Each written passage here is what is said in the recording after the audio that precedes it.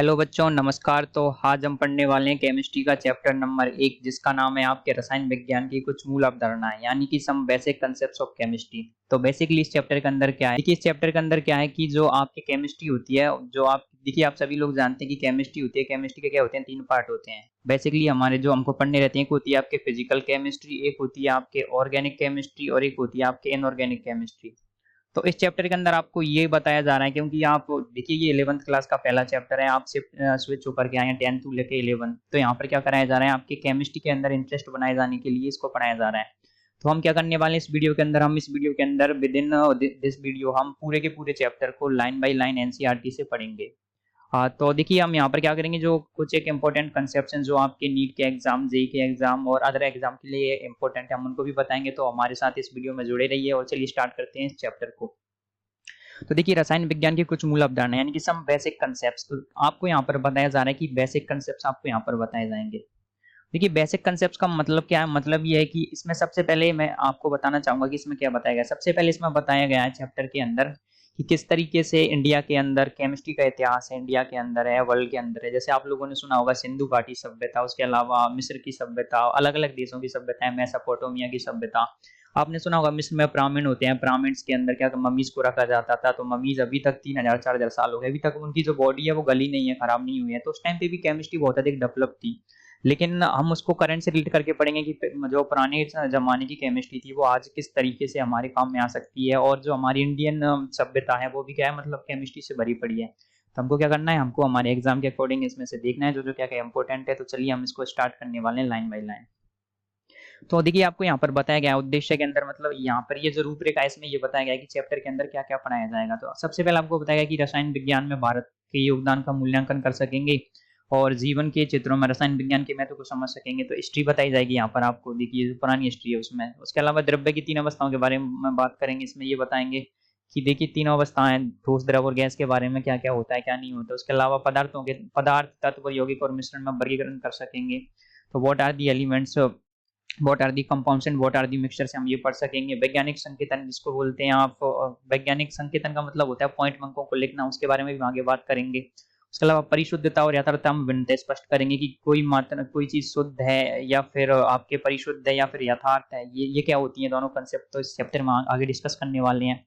उसके बाद आप यहाँ पर आगे बात करने वाले हैं कि एसआई आधार पर मात्रकों को परिभाषित कर सकेंगे और भौतिक राशियों के मात्रकों को एक एक प्रणाली से दूसरी प्रणाली में क्या करेंगे, चेंज कर सकेंगे कि एसआई से एमकेएस, मतलब एमकेएस से लेके सीजीएस, ये बदल बदल पाएंगे। रासायनिक संयोजन के विभिन्न नियमों की व्याख्या कर सकेंगे कि किस किसने कौन सा नियम दिया था, अलग अलग जो वैज्ञानिक थे उन्होंने क्या कहा था रासायनिक संयोजन के संबंध में।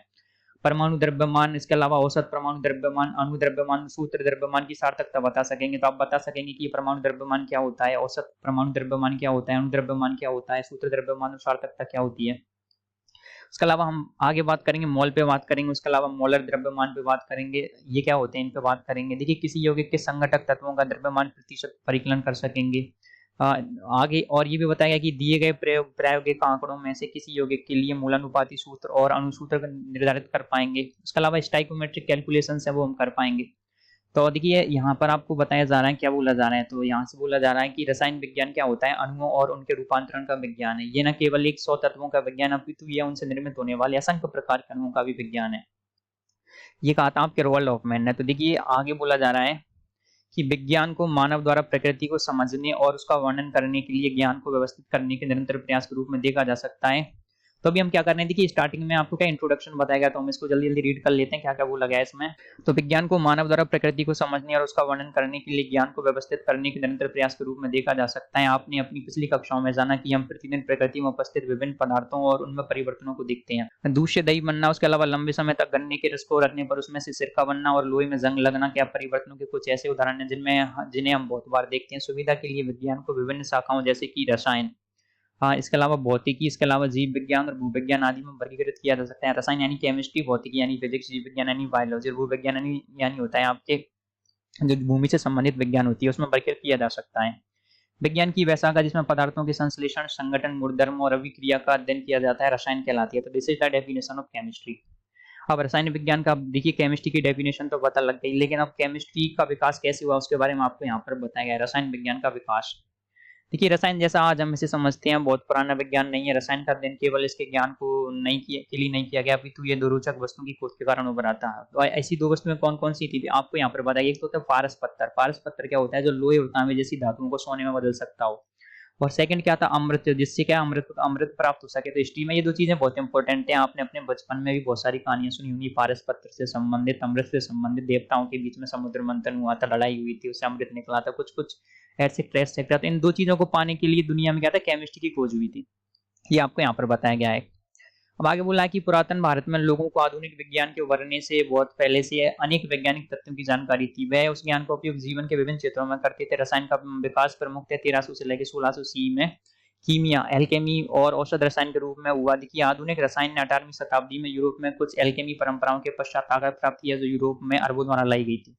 तो देखिए कीमिया से कहाँ कहाँ पे गई थी आपके सबसे पहले यूरोप में गई थी। मतलब यूरोप में और कौन लाए थे? यूरोप में लाए थे अरबी लोग। अरबी लोग कहाँ से लाए थे उसका भी बताया गया है। ठीक है। दूसरी संस्कृतियों विशेषकर चीनी और भारतीय में अपनी अलग एल्केमी परंपराएं थी जिनमें रासायनिक प्रक्रम और तकनीक की जानकारी अधिक थी। देखिए पुरातन भारत में रसायन को रसायन शास्त्र बोला जाता था। उसके अलावा रस तंत्र, रस क्रिया अथवा रस विद्या कहा जाता था। इसमें क्या था? धातु कर्म, औषध, कांतिवर्धक, कांच रंजक इत्यादि शामिल थे। सिंध में मोहनजोदाड़ो और पंजाब में हड़प्पा में की गई योजनाबद्ध खुदाई से सिद्ध होता है कि भारत में रसायन के विकास की कहानी बहुत पुरानी है। मैंने आपको स्टार्टिंग में बोला था ये सभ्यताओं की बात करेंगे, पुराने इतिहास की बात करेंगे, क्या-क्या बोलेंगे। तो ये इंट्रोडक्शन है, इसमें आपको इंटरेस्ट बनाने के लिए बताया जा रहा है कि केमिस्ट्री क्या है, कि जो हमारी सभ्यताएं हैं वहां पे भी हम कई जमाने से केमिस्ट्री को यूज में लेते आ रहे हैं।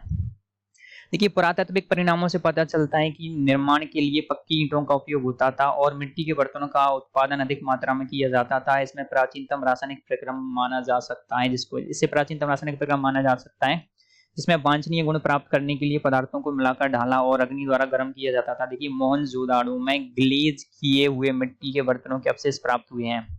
निर्माण कार्य में जिप्सम सीमेंट का उपयोग किया गया है। देखिए उस जमाने में भी सीमेंट बना लिया था इन लोगों ने, लगभग आज से 3500 2500 साल पहले, जिसमें चूना, रेत और सूक्ष्म मात्रा में कैल्शियम कार्बोनेट मिलाया गया है। हड़प्पा के लोग फेंस बनाते थे जो एक प्रकार का कांच होता है जिसका उपयोग आभूषणों में किया जाता था। तो हड़प्पा के लोग तो भाई बहुत ही मॉडर्न थे आज के हिसाब से देखा जाए तो। ये सीसा, चांदी, सोना और तांबे जैसी धातुओं को पिघलाकर और फॉर्जन द्वारा विभिन्न प्रकार की वस्तुएं बनाते थे। वे टिन और आर्सेनिक मिलाकर शिल्प बनाने के लिए तांबे की कठोरता सुधारते थे। देखिए दक्षिण भारत में मस्की जगह बता रखी है और उसकी जो ईयर बता रखी है 1000 से लेकर 900 बिफोर क्राइस्ट ईस्ट यानी बीसी बिफोर कॉमन एरा, तथा उत्तर भारत में हस्तिनापुर और तक्षशिला। ये आपने महाभारत की लड़ाई में इनका नाम सुना होगा। 1000 से लेकर 200 बीसी। बीसी मतलब होता है बिफोर क्राइस्ट ईस्ट, यानी कि जो हमारी जीरो वाली सन स्टार्ट हुई थी तो उससे भी लगभग 1000 साल पहले। उसमें कांच की वस्तुएं प्राप्त हुई हैं। देखिए कांच और ग्लेस को रंगने के लिए धातुओं के ऑक्साइड मिलाए जाते थे। देखिए भारत में तांबे के धातु कर्म का प्रारंभ उपमहाद्वीप में ताम्र युग के प्रारंभ से ही शुरू हो गया था। अनेक पुरातात्विक प्रमाण जिनसे इस मत को बल मिलता है कि तांबे और लोहे के निष्कर्षण की तकनीक भारत में ही विकसित हुई है। देखिए ये हिस्ट्री वाली बातें हैं तो इन पे ज्यादा ध्यान देने की जरूरत नहीं है, बस एक बार रीडिंग लगा लेनी है। ठीक है। देखिए ऋग्वेद के अनुसार 1000 से लेके 400 बीसी में चर्म संस्करण यानी कि चमड़े से संबंधित चर्म संस्करण और कपास को रंगने का कार्य होता था। उत्तर भारत में काली पॉलिश वाली मिट्टी के बर्तनों को सुनहरी चमक को दोहराया नहीं जा सकता। इनको बोला जाता है ब्लैक पॉटर, बीपीडब्ल्यू बोला जाता है। और अब एक ही रासायनिक रहस्य है, इन बर्तनों से पता चलता है कि भट्टियों का ताप कितनी दक्षता से नियंत्रित किया जाता था। कौटिल्य के अर्थशास्त्र में देखिए समुद्र से लवण प्राप्त करने का वर्णन है कि समुद्र से नमक कैसे प्राप्त किया जाता है, ये कौटिल्य के अर्थशास्त्र में बताया गया। चंद्रगुप्त मौर्य के गुरु कौटिल्य थे। ठीक है। पुराने वैदिक साहित्य में वर्णित अनेक पदार्थों और कथन आधुनिक विज्ञान की खोजों से मेल खाते हैं। ठीक है। आपको बोला गया कि तांबे के बर्तन, लोहा, सोना, चांदी के आभूषण और टेराकोटा तस्तरियां तथा चित्रकारी की हुई मिट्टी के सलेटी बर्तन उत्तर भारत के बहुत से पुरातत्व स्थलों से प्राप्त हुए हैं। और उसको बोला कि सुश्रुत संहिता में शार्कों का महत्व देखिए समझाया गया है। इसके अलावा चरक संहिता में पुरातन काल के उन भारतीयों का उल्लेख है जिन्हें सल्फ्यूरिक अम्ल, इसके अलावा नाइट्रिक अम्ल और तांबे, टिन और जस्ते के ऑक्साइड, तांबे, जस्ते और लोहे के सल्फेट एवं सीसे तथा लोहे के कार्बोनेट बनना आता था। देखिए रसोपनिषद में बारूद बनाने का विवरण मिलता है। तो ये आपको रसोपनिषद के बारे में बताया गया। उसके अलावा तमिल साहित्य में भी गंधक, charcoal, salt Peter, potassium nitrate, पारा और कपूर के उपयोग से पटाखे बनाने का विवरण है। तो देखिए अभी तक आपको ये बताया जा रहा है कि हम इंडियंस हैं, हमको करंटली ये बताया जाता है कि सारी की सारी जो खोजें हुई है केमिस्ट्री में वो क्या है यूरोपियन लोगों ने की है। तो यहाँ पर इसमें तक को तोड़ा जा रहा है और ये बताया जा रहा है कि उस जमाने में हम बहुत आगे थे तुम लोगों से। हाँ, हुआ ये था कि जो बीच की शताब्दियां देखिए आफ्टर 1500 ईस्वी के बाद में क्या हुआ था, जो हम इंडियंस थे थोड़े से पिछड़ गए थे, उस वजह से जो आधुनिक केमिस्ट्री है उसमें क्या है यूरोपियंस का बहुत ज्यादा नाम है। तो यहाँ पर उसी मेथड को तोड़ने का प्रयास किया जा रहा है एनसीईआरटी के द्वारा। तो आगे बोला जा रहा है कि नागार्जुन एक महान भारतीय वैज्ञानिक हुए हैं। वह एक विख्यात रसायनज्ञ, एल्केमिस्ट तथा धातु विज्ञानी थे। उनकी रचना बारीक यौगिकों से संबंधित है। उन्होंने धातुओं जैसे कि सोना, चांदी, टिन और तांबे के निष्कर्षण की भी विवेचना की है। देखिए 800 सी के आसपास के एक पुस्तक, इसका नाम दे रखा है आपने रनबम आई। इसमें विभिन्न प्रकार की भट्टियों, अवनों और क्रूशोबिलों से अलग अलग उद्देश्यों के लिए उपयोग की विवेचना की गई है। इसमें उन विधियों का विवरण दिया गया है जिनसे ज्वाला के रंग से धातु को पहचाना जाता था। ये अभी भी किया जाता है। जब आप एस ब्लॉक पढ़ेंगे, देखिए अब तो एस ब्लॉक के अंदर ये आता है, जो आपके सॉल्ट एनालिसिस में भी आता है कि किस प्रकार से ज्वाला के रंग से धातुओं को पहचाना जाता था। करंटली एस ब्लॉक हमारे जो सिलेबस में नहीं है। देखिए बक्रपाणी ने मर्क्यूरिक सल्फाइड की खोज की। देखिए बक्रपाणी ने मर्क्यूरिक सल्फाइड की खोज की। साबुन की खोज का श्रेय भी क्या उन्हीं को जाता है। उन्होंने साबुन बनाने के लिए सरसों का तेल और कुछ क्षारों के उपयोग किए। देखिए भारतीयों ने 18वीं शताब्दी सी में साबुन बनाना प्रारंभ कर दिया था। साबुन बनाने के लिए अरंड का तेल, महुआ के बीज और कैल्शियम कार्बोनेट का उपयोग किया जाता था। इसके अलावा एक और बहुत ही बेहतरीन एग्जांपल है। देखिए यहाँ पर, ये तो आप सभी लोग जानते हैं कि अजंता और जो एलोरा की गुफाएं, देखिए अजंता और एलोरा की दीवारों पर की गई चित्रकारी जो अनेक वर्षों बाद भी नई जैसी लगती है। तो ऐसा उन्होंने कौन से केमिकल्स यूज किए कि अभी तक वो चित्र का जो पेंटिंग है वो आपके नई की नई जैसी बनी हुई, इतने साल हो गए। तो ये बात भी सोचने योग्य है। तो उसमें भी इससे एक बात का पता लगता है कि हमारे टाइम पे, उस टाइम पे जो केमिस्ट्री थी बहुत आगे थी। पुरातन भारत में विज्ञान का ज्ञान शिखर पर होना सिद्ध करती है। देखिए बराहमीर की व्रत संहिता, जिसमें 6वीं शताब्दी ईस्वी में लिखा गया था, एक प्रकार का विश्वकोश है जिसमें दीवारों, छतों, घरों और मंदिरों पर लगाए जाने वाले लसदार पदार्थ को बनाने की जानकारी है। इसे केवल पौधों, फलों, बीजों और छालों के रस से बनाया जाता था, जिन्हें उबालकर गाढ़ा करने के बाद उनमें कई प्रकार के रेजिन मिलाए जाते थे। जैसे इस ऐसे पदार्थ का वैज्ञानिक तरीके से परीक्षण करने के पश्चात उनकी उपयोगिता का आकलन करना रोचक होगा। तो भाई उस टाइम पे ऐसा क्या था कि ये लोग इतनी अच्छी अच्छी चीजें बना लेते थे, ये यहाँ पर आपको बताया गया है। आगे बोला है कि देखिए अथर्ववेद के बारे में बताया गया। एक बार इसको हम रीडिंग लगा लेते हैं, क्योंकि यहाँ पर क्या बताया गया, आपको हिस्ट्री के बारे में बताया गया है, तो ये हमारा उतना इंपॉर्टेंट नहीं है। एक बार इसकी रीडिंग लगा लेते हैं। अथर्ववेद 1000 BC में, जिस कई प्रतिष्ठित ग्रंथों में रंजकों का वर्णन है। रंजक क्या होते हैं, रंगने के लिए काम आते हैं, जिनमें हल्दी, मदिर, सूरजमुखी, हरताल, करमीज और लाख शामिल है। रंगने के गुण वाले कुछ अन्य पदार्थ जो उपयोग में आते थे वह थे कंपल से का, पातंगा, जटुका। बरहामीर की व्रत संहिता में इत्र तथा देखिए कांतिवर्धकों का भी उल्लेख है। केस रंगने का रंग बनाने के लिए पौधा जैसे नील तथा खनिज जैसे लोह, चूर्ण, काला, लोहा या स्टील तथा चावल के कट्टे, दलिये का अम्लीय सत्व उपयोग किया जाता था। देखिए गंध युक्ति में इत्र, मुख सुभाषित करने के द्रव, नहाने के पाउडर, सुगंध और टेल्कम पाउडर का उल्लेख है। भारत में सब धारणा के आगमन की द्रव्य अविभाज्य कणों से बना होता है। BC की अंतिम सदी में दार्शनिक चिंतन की एक भाग की तरह हुआ। हाँ देखिए ये बात तो आज के जो केमिस्ट्री वाले लोग हैं वो भी मानते हैं कि इंडिया में एक कणाद नाम के ऋषि हुए थे। उन्होंने बताया था कि जो पार्टिकल होता है, सबसे छोटा पार्टिकल, उसको कण कहा जाता है। 600 BC में जन्मे आचार्य कणाद, जिनका वास्तविक नाम कश्यप था, परमाणविक सिद्धांत के प्रस्तावक थे। उन्होंने अति सूक्ष्म अविभाज्य कणों के सिद्धांत का प्रतिपादन किया। इन कणों को उन्होंने परमाणु यानी कि एटम के समतुल्य नाम दिया। आगे हम पढ़ने वाले हैं एटम क्या होता है, परमाणु क्या होता है, अणु क्या होता है। उन्होंने बेसेसे का सूत्र पुस्तक लिखी। उनके अनुसार सभी पदार्थ छोटी इकाइयों का समूह है, जिन्हें क्या परमाणु या फिर एटम कहते हैं। ये अनादि, अनंत, अविभाज्य, गोलाकार, अति गुणग्राही तथा मूल अवस्था में गतिशील होते हैं। उन्होंने स्पष्ट किया कि इस अकेली इकाई का बोध मनुष्य की किसी भी ज्ञानेंद्रिय द्वारा नहीं होता, यानी कि इसको आंखों से नहीं देख सकते। आंख, नाक, कान, जीभ और त्वचा, ये क्या होती है, हमारी ज्ञानेंद्रियां होती हैं। कणाद ने यह भी बताया कि परमाणु अनेक प्रकार के होते हैं और पदार्थों के विभिन्न वर्गों के अनुसार इनमें भी भिन्नता होती है। उन्होंने कहा कि अन्य संयोजनों के अतिरिक्त 2 या 3 परमाणु भी संयोजित हो सकते हैं। उन्होंने इस सिद्धांत की अवधारणा जॉन डॉल्टन से लगभग 2500 वर्ष पहले ही दे दी थी। करंट में इसको किसने दिया था, जॉन डॉल्टन ने दिया था, लेकिन उससे पहले उन्होंने 2500 साल पहले इसको बता दिया था दुनिया को। चरक संहिता भारत का सबसे पुराना आयुर्वेद का ग्रंथ है। इसमें रोगों के उपचार का विवरण दिया गया है। कणों के आकारों को छोटा करने की संकल्पना की विवेचना चरक संहिता में स्पष्ट रूप से की गई है। कणों के आकार को अत्यधिक छोटा करने पर को नैनो टेक्नोलॉजी कहते हैं। जो करंट में देखिए जो विज्ञान की बहुत ही टॉप की टेक्नोलॉजी, जो आपके मोबाइल के जितनी भी आपके मोबाइल के अंदर जो चिप बनी होती है वो नैनो टेक्नोलॉजी पे बेस होती है, और वो आज करंट में बहुत ही ज्यादा बूम पे है। चरक संहिता में धातुओं की भस्मों का उपयोग रोगों के उपचार में किए जाने का वर्णन है। अब यह सिद्ध हो चुका है कि भस्म में धातुओं के नैनो कण होते हैं। ये बात करंट की साइंस भी मान चुकी है। एल्केमी के क्षीण हो जाने के पश्चात औसत रसायन स्थिर अवस्था में पहुंच गया, परंतु 20वीं शताब्दी में पाश्चात्य चिकित्सा शास्त्र के आने और उसका प्रचलन होने से यह भी क्षीण हो गया। इस प्रगतिरोधक काल में भी देखिए आयुर्वेद पर आधारित औषध उद्योग का अस्तित्व बना रहा, परंतु यह भी धीरे धीरे क्षीण होता गया। देखिए नई तकनीक सीखने और अपनाने में भारतीयों को 100 से 150 वर्ष का समय लगा। इस समय में बाहरी उत्पाद देश में प्रवेश कर गए, परिणाम स्वरूप देशज पारंपरिक तकनीक धीरे धीरे क्या हो गई, कम होती गई। भारतीय पटल पर आधुनिक विज्ञान 19वीं शताब्दी के अंतिम भाग में उभरा और उसके अलावा 19वीं शताब्दी के मध्य तक यूरोप वैज्ञानिक भारत में आने लगे तथा आधुनिक रसायन का विकास होने लगा, जिसको हम मॉडर्न केमिस्ट्री कहते हैं, जिसको हम पढ़ते हैं वो यही है।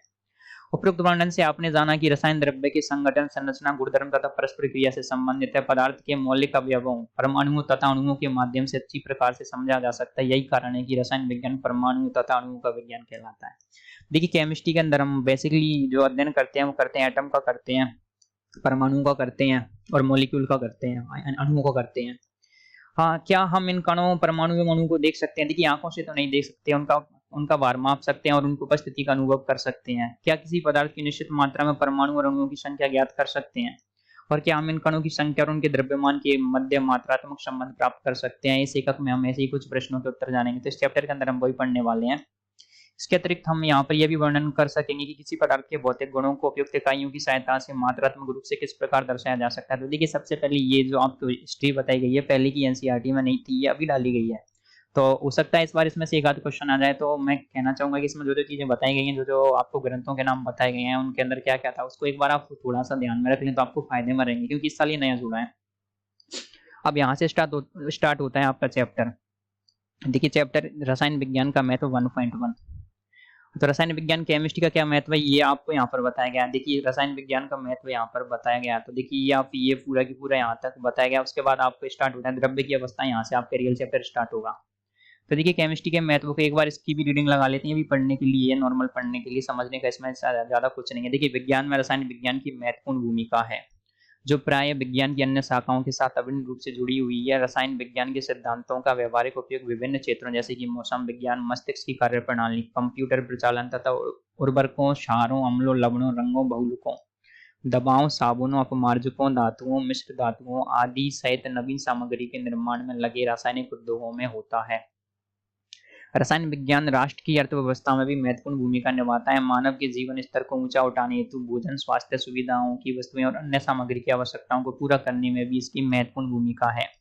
विभिन्न उर्वरकों, जीवाणुनाशकों तथा कीटनाशकों की उत्तम किस्मों का उच्च स्तर पर उत्पादन इसके कुछ उदाहरण है। रसायन विज्ञान प्राकृतिक स्रोतों से जीवन रक्षक औषधों के निष्कर्षण की विधियां बताता है और उनके संश्लेषण को संभव बनाता है। ऐसी औषधों के उदाहरण है जैसे कि कैंसर की चिकित्सा में प्रभावी औषधियां जैसे कि सिस्प्लेटिन तथा टैक्सोल। देखिए यहाँ से क्वेश्चन आ चुका है एक बार ऑप्शन आया था जेई मेन में कि इनमें से कैंसर की दवाएं कौन कौन सी हैं। तो देखिए सिस्प्लेटिन और टैक्सोल वाला ऑप्शन ये था आपके।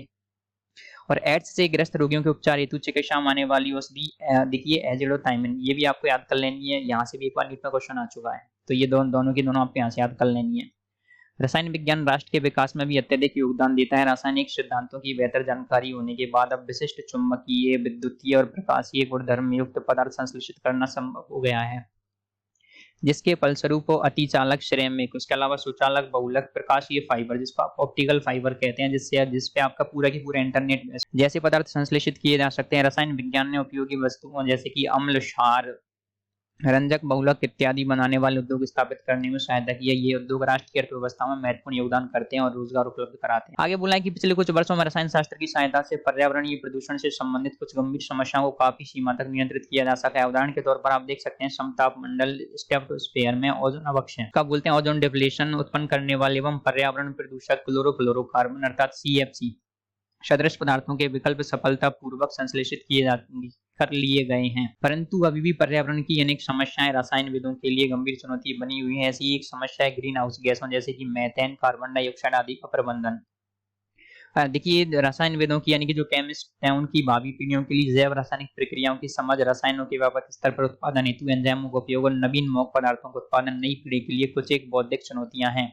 ऐसी चुनौतियों का सामना करने के लिए हमारे देश तथा अन्य विकासशील देशों को मेधावी और सृजनात्मक रसायनविदों की आवश्यकता है। एक अच्छा रासायनिक बनने के लिए तथा ऐसी चुनौतियों को स्वीकारने के लिए रसायन की मूल अवधारणाओं को समझना आवश्यक है। जो कि द्रव्य की प्रकृति से प्रारंभ होती हैं। आइए हम द्रव्य की प्रकृति से प्रारंभ करेंगे। तो सब यहाँ से आपका चैप्टर स्टार्ट होता है, द्रव्य की प्रकृति, व्हाट इज द्रव्य, जिसको आप इंग्लिश में मैटर। देखिए द्रव्य क्या होता है, द्रव्य को आप इंग्लिश में मैटर बोलते हैं। तो देखिए इसके बारे में हम स्टार्ट करते हैं पढ़ना। यहाँ से आपका चैप्टर बेसिकली स्टार्ट हुआ है। देखिए आप अपनी पूर्व कक्षाओं से आप द्रव्य शब्द से परिचित हैं। कोई भी वस्तु जिसका द्रव्यमान होता है और जो स्थान घेरती है वो क्या कहलाती है, आपके द्रव्य, वो क्या कहलाती है, द्रव्य कहलाती है। हमारे आसपास की सभी वस्तुएं द्रव्य द्वारा बनी होती हैं। उदाहरण के लिए आप देख सकते हैं पुस्तक, आपकी कलम, पेंसिल, जल, वायु, सभी जीव आदि द्रव्य से बने होते हैं। आप जानते होंगे कि इन सभी का द्रव्यमान होता है। ठीक है, द्रव्य से वर्ड निकला है द्रव्यमान, जिसको आप वेट बोलते हैं, और ये स्थान गिरती है। आइए हम द्रव्य की अवस्थाओं के गुण धर्मों को याद करें जिन्हें आपने पिछली कक्षाओं में पढ़ा है। तो देखिए द्रव्य की अवस्थाएं, आप सभी लोग जानते हैं द्रव्य की 3 अवस्थाएं होती हैं, ठोस, द्रव और गैस। तो द्रव्य की अवस्थाएं आप देख सकते हैं, ठोस में जो कण होते हैं वो बहुत पास पास में होते हैं, द्रव में थोड़े से दूर होते हैं, और गैस में सबसे ज्यादा दूर होते हैं। तो ये आपके ठोस पदार्थ बता रखे हैं, ये आपके द्रव बता रखे हैं, और ये आपके गैस बता रखे हैं। ठोस, द्रव और गैस में कणों की व्यवस्था तो आप देख सकते हैं, ये आपको यहीं पे यही बताया गया है कि ठोस के अंदर क्या होता है, पास में होते हैं, द्रव के अंदर थोड़े से दूर, उसके बाद और दूर। तो देखिए यहाँ पर इनके कुछ गुण होते हैं, हम उनको पढ़ लेते हैं। देखिए ठोसों का निश्चित आयतन और निश्चित आकार होता है। द्रव में क्या होता है, देखिए द्रव का निश्चित आयतन होता है परंतु आकार निश्चित नहीं होता। वह उसी पात्र का आकार ले लेता है जिसमें उसे रखा जाता है, यानी कि जिस बर्तन में आप उसको रखोगे वो उसी का आकार लेगा। बोतल में रखोगे बोतल, टब में रखोगे टब, बाल्टी में रखोगे बाल्टी। गैस का आयतन या आकार कुछ भी निश्चित नहीं रहता, वह उस पात्र के आयतन में पूरी तरह फैल जाती है जिसमें उसे रखा जाता है। तो ये आपके यहाँ पे गुण थे द्रव्य के। और एक और चीज ये बता रखी है कि ताप दाब की परिस्थितियों के परिवर्तन द्वारा द्रव्य की इन तीनों अवस्थाओं को एक दूसरे में परिवर्तित किया जा सकता है। तो ये बता रखा है कि अगर आप ठोस को गर्म करोगे तो वो बन जाएगा द्रव, द्रव को गर्म करोगे वो बन जाएगा गैस, गैस को ठंडा करोगे वो बन जाएगा आपके द्रव, द्रव को ठंडा करोगे वो बन जाएगा आपके ठोस। तो ये प्रोसेस क्या है, रिवर्सिबल है। अगर आप ज्यादा ताप दोगे तो वो उधर चला जाएगा, इधर चला जाएगा। अगर आप ठंडा करोगे तो उल्टा हो जाएगा। तो ये आपकी प्रोसेस बताई गई है। आप इसके बाद बताएगा कि द्रव्य का वर्गीकरण। देखिए अब हमने देख लिया सबसे पहले मैटर, मैटर की अवस्थाएं देख ली। मैटर की 3 अवस्थाएं होती हैं, क्या होती हैं, सॉलिड, लिक्विड और गैस, यानी कि ठोस, द्रव और गैस। इसके अलावा हम पढ़ेंगे द्रव्य का वर्गीकरण, मैटर को कैसे बांटा गया है। लेकिन मैटर का ये होता है द्रव्य, मैटर। तो आपको बोला कक्षा 9 के पार्ट 2 में आप जान चुके हैं कि स्थूल या बड़े स्तर पर द्रव्य को मिश्रण और शुद्ध पदार्थ के रूप में वर्गीकृत किया जा सकता है। तो आपके क्लास 9 के चैप्टर नंबर 2 से उठाया गया है। देखिए मैटर में एक होता है आपके मिश्रण, जिसको आप इंग्लिश में मिक्सचर बोलते हैं, और एक होता है आपके शुद्ध पदार्थ जिसको आप बोलते हैं प्योर सब्सटेंस, प्योर सब्सटेंस। देखिए मिश्रण 2 तरह का होता है, समांगी मिश्रण जिसको आप इंग्लिश में बोलते हैं होमोजीनियस मिक्सचर, और एक होता है आपके विषमांगी मिश्रण। एक होता है आपके तत्व और एक होता है आपके यौगिक। तत्व को बोला जाता है देखिए आपके एलिमेंट्स, और यौगिक को बोला जाता है कंपाउंड्स। जब किसी पदार्थ के सभी संघटक कण रासायनिक रूप से समान होते हैं तो इसे क्या बोलते हैं, शुद्ध पदार्थ कहते हैं। मिश्रण में विभिन्न प्रकार के कण होते हैं, शुद्ध पदार्थ जिनसे मिश्रण बनता है मिश्रण के घटक कहलाते हैं। तो देखिए मिक्सचर में क्या होता है, शुद्ध पदार्थ पाए जाते हैं। देखिए ये किसी मिश्रण में 2 या 2 से अधिक पदार्थों के कण किसी भी अनुपात में उपस्थित हो सकते हैं। अपने आसपास उपस्थित अधिकांश पदार्थ मिश्रण है। उदाहरण के लिए जल में चीनी का विलयन, हवा, चाय आदि मिश्रण होते हैं। कोई भी मिश्रण समांगी या विषमांगी हो सकता है। उसके अलावा देखिए किसी समांगी मिश्रण में घटक एक दूसरे में पूर्णतः मिश्रित होते हैं। इसका अर्थ है कि मिश्रण के घटक संपूर्ण मिश्रण में एक समान रूप से बिखरे रहते हैं और पूरे मिश्रण का संगठन एक समान होता है। जल में चीनी का विलयन और हवा समांगी मिश्रण का उदाहरण है। विषमांगी मिश्रण क्या होता है, जो आपस में एक दूसरे से जिसके सब्सटेंस होते हैं पूरी तरीके से नहीं मिले होते। इसके विपरीत विषमांगी मिश्रण का संगठन पूरे मिश्रण में एक समान नहीं होता। कभी कभी तो विभिन्न घटकों के अलग अलग देखा जा सकता है। उदाहरण के लिए चीनी और नमक तथा दाल और दानों और गंदगी, यानी कि दाल में कंकड़ मान सकते हो आप, वो भी क्या आपके एक विषमांगी मिश्रण है। और दैनिक जीवन के अंदर आप ऐसे बहुत सारे समांगी और विषमांगी मिश्रण के बारे में सोच सकते हैं। अब शुद्ध पदार्थों के अभिलक्षण होते हैं, वो क्या होते हैं, मिश्रण से भिन्न होते हैं। शुद्ध पदार्थों के कणों का संगठन निश्चित होता है। मिश्रण में 2 या 2 से अधिक शुद्ध पदार्थ घटक हो सकते हैं जो किसी भी अनुपात में उपस्थित हो सकते हैं और उनका संगठन भिन्न हो सकता है। तांबा, चांदी, सोना, जल, ग्लूकोज आदि शुद्ध पदार्थों के कुछ उदाहरण है। ग्लूकोज में क्या होता है, ग्लूकोज में कार्बन, हाइड्रोजन और ऑक्सीजन एक निश्चित अनुपात में होता है। देखिए ग्लूकोज का सूत्र होता है C6H12 और O6। देखिए आप इसके 6 कार्बन है, 12 हाइड्रोजन है और 6 ऑक्सीजन है, यानी कि 1:2:1। देखिए अनुपात लेंगे तो आप कुछ इस तरीके से आ जाएगा। और इसके सभी कणों का संगठन एक जैसा होता है। अन्य शुद्ध पदार्थों की तरह ग्लूकोज का निश्चित संगठन होता है। इसके अतिरिक्त ग्लूकोज के संगठकों में कार्बन, हाइड्रोजन और ऑक्सीजन को सामान्य भौतिक विधियों से अलग नहीं किया जा सकता। तो आपको यहाँ पर देखिए क्वेश्चन मिल सकता है कि ग्लूकोज को आप क्या बोलते हैं, शुद्ध पदार्थ क्यों मानते हैं। आप उसके बारे में बताएंगे, उसका रीजन ये है, यहाँ पर बताया गया है।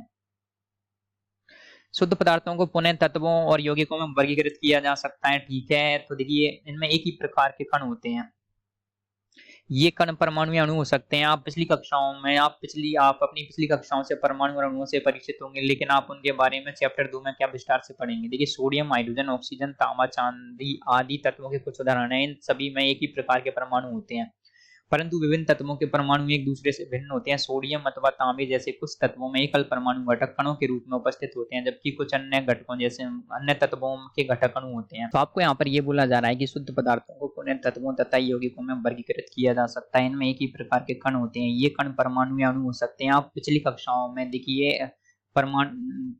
कक्षाओं से परमाणु और अणुओं से परिचित होंगे, लेकिन आप उनके बारे में चैप्टर 2 में विस्तार से पढ़ेंगे। सोडियम, हाइड्रोजन, ऑक्सीजन, तांबा, चांदी आदि तत्वों के कुछ उदाहरण हैं। इन सब में एक ही प्रकार के परमाणु होते हैं, परंतु विभिन्न तत्वों के परमाणु एक दूसरे से भिन्न होते हैं। सोडियम अथवा तांबे जैसे कुछ तत्वों में एकल परमाणु घटक होने के कणों के रूप में उपस्थित होते हैं, जबकि कुछ अन्य तत्वों के घटक अणु होते हैं जो दो या दो से अधिक परमाणु के संयोजन से बनते हैं। अतः हाइड्रोजन, नाइट्रोजन तथा ऑक्सीजन गैसों में इन तत्वों के अणु उपस्थित होते हैं जो क्रमशः इनके दो या दो परमाणु के संयोजन से बनते हैं। देखिए आपको ऐसे बोला गया अणु क्या होता है, अणु होता है दो या दो से अधिक परमाणुओं से मिलकर बनता है। तो यानी कि सबसे बड़ा क्या माना जाएगा आपके, देखिए सबसे बड़ा माना जाएगा परमाणु। तो परमाणु बहुत नहीं, सबसे बड़ा माना जाएगा आपके अणु, सॉरी। हाँ देखिए बहुत सारे परमाणुओं से मिलकर के क्या बनता है, आपके अणु बनता है। आप देख सकते हैं हाइड्रोजन का ये अणु है, नहीं सॉरी, हाइड्रोजन का ये परमाणु, ऑक्सीजन कॉपर, सोडियम, इसको बोला जाता है आपके परमाणु। विभिन्न तत्वों के परमाणु छोटे छोटे और अणु क्या होते हैं, बड़े बड़े। हाइड्रोजन का एक परमाणु, हाइड्रोजन के मतलब दो परमाणु मिलकर के बना लेंगे आपके हाइड्रोजन का एक अणु, तो बहुत सारे परमाणु मिलकर के अणु बना लेते हैं। ऑक्सीजन और ऑक्सीजन ये मिलकर बना लेंगे ऑक्सीजन का अणु। साथ में आप देख लोगे हाइड्रोजन के एक अणु, ऑक्सीजन का एक अणु, ये मिलकर के क्या बना लेते हैं, ये बना लेते हैं आपके जल का एक अणु। तो ये क्या कहलाता है आपके, देखिए ये कहलाता है आपके आपके ये क्या कहलाता है, आप देखेंगे तो इसको बोला जाता है आपके यौगिक। तो देखिए आपको यहाँ पर एक और डेफिनेशन दे रखी है कि जब भिन्न तत्वों के दो या दो से अधिक परमाणु एक निश्चित अनुपात में संयोजित होते हैं तब यौगिक के अणु का प्राप्त होता है। किसी यौगिक के घटकों को भौतिक विधियों द्वारा सरल पदार्थों में पृथक नहीं किया जा सकता, उन्हें पृथक करने के लिए रासायनिक विधियों का प्रयोग करना पड़ता है। जैसे कि आप बोल सकते हैं कि जल, अमोनिया, कार्बन डाइऑक्साइड, चीनी इत्यादि यौगिकों के कुछ उदाहरण हैं। जल और कार्बन डाइऑक्साइड के अणुओं को चित्र 1.4 में निरूपित किया गया है। तो ये आपके जल है, ये कार्बन डाइऑक्साइड। आप देख सकते हैं जल के अंदर एक ऑक्सीजन का परमाणु, दो हाइड्रोजन के। कार्बन डाइऑक्साइड के अंदर आप देख सकते हो आपके दो ऑक्सीजन के परमाणु है, एक कार्बन का परमाणु, इससे आपके बन रही कार्बन डाइऑक्साइड। देखिए जल और कार्बन डाइऑक्साइड के अणुओं का निरूपण आ जाएगा। हाँ, इसके बाद आपको ऐसे बताया गया कि आपने देखिए चित्र में देख चुके हैं कि जल के एक अणु में दो हाइड्रोजन परमाणु और एक ऑक्सीजन परमाणु उपस्थित होते हैं। इसी प्रकार हाइड्रोजन कार्बन डाइऑक्साइड के अणु में ऑक्सीजन के दो परमाणु कार्बन के एक परमाणु से संयोजित होते हैं। तो आपको आगे ये बोला जा रहा है कि अतः किसी यौगिक में विभिन्न तत्वों के परमाणु एक निश्चित और स्थिर अनुपात में उपस्थित होते हैं। ये अनुपात किसी यौगिक का अभिलक्षणिक गुण होता है। हाँ, तो आगे ये भी बताया जा रहा है कि आपके देखिए जो जल होता है, देखिए जल क्या होता है, हाइड्रोजन और ऑक्सीजन का मिक्सचर होता है। आपकी हाइड्रोजन क्या करती है, हाइड्रोजन जल, देखिए हाइड्रोजन खुद जलती है और ऑक्सीजन जलाने में सहायक होती है। पर जो जल होता है वो क्या करता है, आपके जल क्या करता है, जल का आग को बुझाने का काम करता है। तो आप यहाँ पर ये बताया जा रहा है कि जो आपके यौगिक होते हैं उनके गुण होते हैं, उनके जो मूल परमाणु होते हैं उनसे भिन्न हो सकते हैं।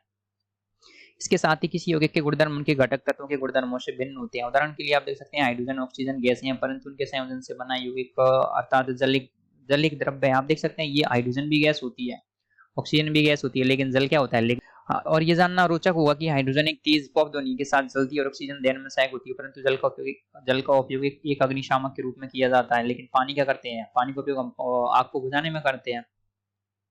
द्रव्य के गुणधर्म और उनका मापन, देखिए भौतिक एवं रासायनिक गुण। देखिए तो सबसे पहले हम पढ़ेंगे यहाँ पर द्रव्य के गुणधर्म। देखिए द्रव्य के दो तरह के गुणधर्म होते हैं, एक होता है भौतिक गुणधर्म और एक होता है रासायनिक गुणधर्म।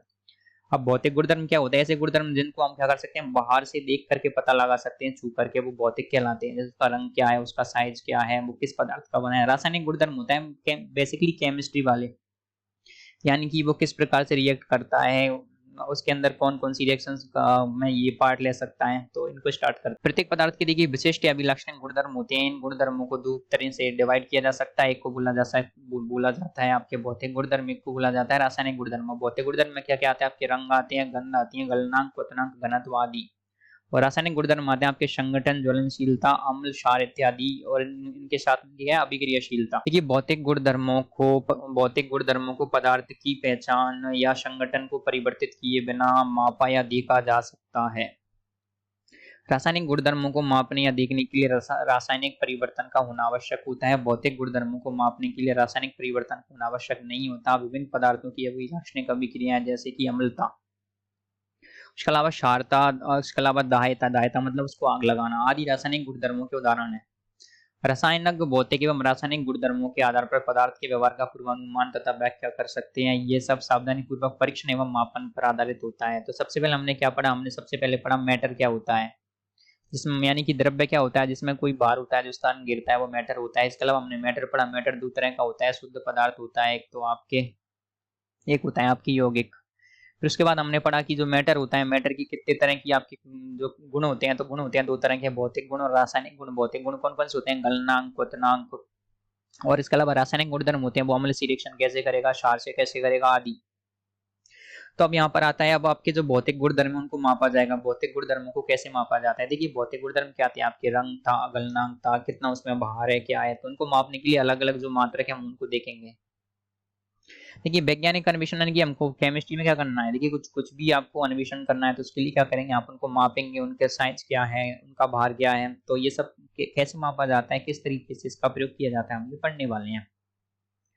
वैज्ञानिक अन्वेषण के लिए परिमाणात्मक मापन आवश्यक होता है। द्रव्य के अनेक गुणधर्मों जैसे कि लंबाई, क्षेत्रफल, आयतन आदि मात्रात्मक प्रकृति के होते हैं। किसी मात्रात्मक परीक्षण या मापन को कोई संख्या या उसके बाद वह इकाई लिखकर निरूपित किया जाता है जिसमें उसे मापा गया है। उदाहरण के लिए आप देख सकते हैं किसी कमरे की लंबाई को 6 मीटर लिखकर बताया जा सकता है, जिसमें 6 क्या होती है, एक संख्या होती है, और मीटर, अब आप बोलेंगे मीटर क्या चीज है? मीटर को व्यक्त करना, देखिए मीटर उसको व्यक्त करता है जो जो वह इकाई है जिसमें लंबाई मापी गई है। मैं बोल सकता हूँ कि मेरा भार 50 किलो है, मेरा भार 65 किलो है, तो आप बोलोगे 65 तो हमने मान लिया कि 65 एक संख्या है, लेकिन केजी क्या है, किलोग्राम क्या होता है, ये हमको जानना चाहिए। कोई बोलता है कि जो हमारी स्केल होती है वो क्या 15 सेंटीमीटर लंबी है, तो ये सेंटीमीटर क्या चीज है आपको ये जानना चाहिए। तो सेंटीमीटर कैसे बनाया, क्यों बनाया सेंटीमीटर ही, क्यों मैं इसको मैं एम क्यों नहीं बोल सकता?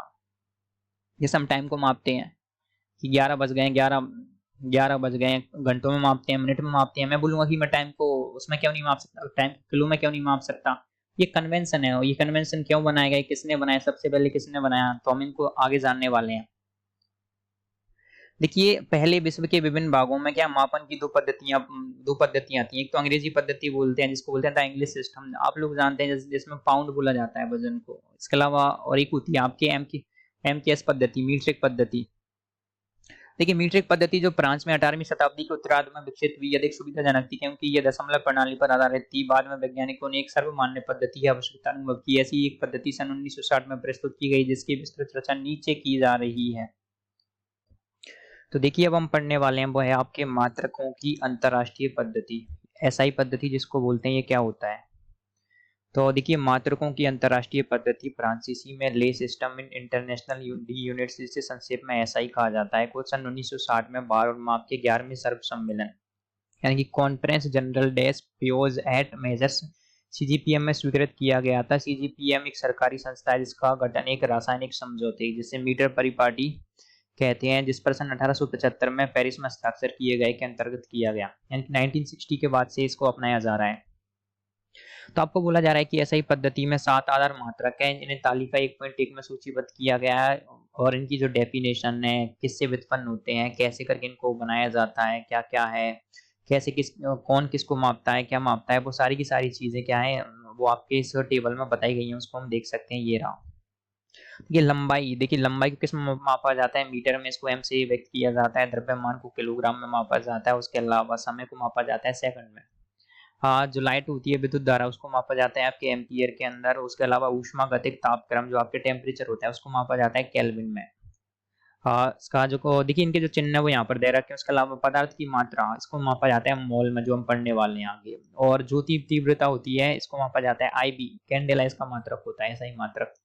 और इनकी जो डेफिनेशन दे रखी है वो आपको यहाँ पर दे रखी है कि देखिए लंबाई का मात्रक मीटर होता है। मीटर क्या होता है, क्योंकि आप सभी लोग जानते हैं कि जो प्रकाश की स्पीड होती है वो कितनी होती है, 3 लाख किलोमीटर पर सेकंड, तो लगभग 2,99,792 458, यानी कि उसके 1 सेकंड में जो प्रकाश चलता है वो होता है 3 लाख किलोमीटर। तो 1 सेकंड क्या होगा, मतलब उसका 1 मीटर क्या होगा, उसके हिसाब से इसको मापा गया है। द्रव्यमान का मात्रक किलोग्राम, तो आप क्या करेंगे, एक बार इस टेबल की रीडिंग लगा लेंगे, यहाँ से पढ़ लेंगे कि इनका जो मात्रक क्या होता है। इनके लिए स्पेसिफिक जो जितने भी चैप्टर हैं, देखिए लंबाई है, आपके लाइट है वगैरह, इसके लिए आप पूरा की पूरा आगे के जो चैप्टर आने वाले हैं सब इनको सबको पढ़ने वाले हैं। तो आप वहां पर इनको डिटेल में, एकदम प्रॉपर डिटेल में पढ़ेंगे। तो मापन के राष्ट्रीय मानकों का अनुरक्षण, तो देखिए यहाँ पर ये बताया गया है कि देखिए जो भैया फ्रांस में तो हमने ऐसे करके मान लिया, लेकिन इंडिया में क्या होता है, इंडिया के अंदर जो मात्रक है उनको कौन मापता है, इंडिया में कौन डिसाइड करता है कि 1 किलो का भार 1 किलो ही होना चाहिए। तो उसके लिए आपको यहाँ पर बताया कि जैसा कि ऊपर बताया जा चुका है, मात्रकों का चलन परिशिष्ट क्या एवं उनकी परिभाषाएं समय के साथ साथ परिवर्तित होती हैं। जब भी नए सिद्धांतों को अपनाकर किसी विशेष मात्रक के मापन की यथार्थता में यथेष्ट वृद्धि की गई है। मीटर संधि सन 1875 में हस्ताक्षरित के सदस्य देश उस मात्रक की औपचारिक परिभाषा में परिवर्तन करने के लिए सहमत हो गए। भारत सहित प्रत्येक आधुनिक औद्योगिक देश में एक राष्ट्रीय मापन विज्ञान संस्थान, इसको बोलते हैं एनएमआई, नेशनल मीट्रोलॉजी इंस्टीट्यूट है, जो मापन के मानकों की देखभाल करती है। जिम्मेदारी नई दिल्ली स्थित राष्ट्रीय भौतिक प्रयोगशाला यानी कि नेशनल फिजिकल लेबोरेटरी को दी गई है। तो इंडिया में कौन करता है, आप देख सकते हैं यहाँ पर, ये अगर कभी क्वेश्चन आ जाए किसी एग्जाम में तो आप यहाँ से याद रख लेंगे। देखिए यहाँ पर एक और टेबल है, आप उसको आपको याद करना है। याद कैसे करना है, देखिए ऐसे होता है, 10 से स्टार्ट करते हैं। देखिए 10 को बोलते हैं डेका, उससे ऊपर जाते हैं इसको बोलते हैं हेक्टो, किलो, मेगा, गीगा, टेरा, पेटा, एक्सा, जेटा, योटा। देखिए ये पावर आपके काम आती है। आप बोल 10 की पावर 6 को क्या बोलते हैं आप, मेगा। आपने देखा होगा आपका जो एमबी मेगाबाइट, जीबी गीगाबाइट, ये रहा गीगा, टीबी टेराबाइट। इसी तरह यहाँ पर आता है आपकी, देखिए जो माइनस में पावर आते हैं उसके लिए आता है डेसी, सेंटी, मिली, माइक्रो, नैनो, पिको, फेम्टो, एटो, जेप्टो, योक्टो। देखिए आप सभी लोग जानते हैं नैनोमीटर, आपने नाम सुना होगा, 10 की घात माइनस 9 मीटर। पिकोमीटर आप आगे पढ़ने वाले हैं, 10 की घात माइनस 12 मीटर। तो ये आपको क्या करना है, इनको एक बार इस टेबल को भी याद कर लेना है।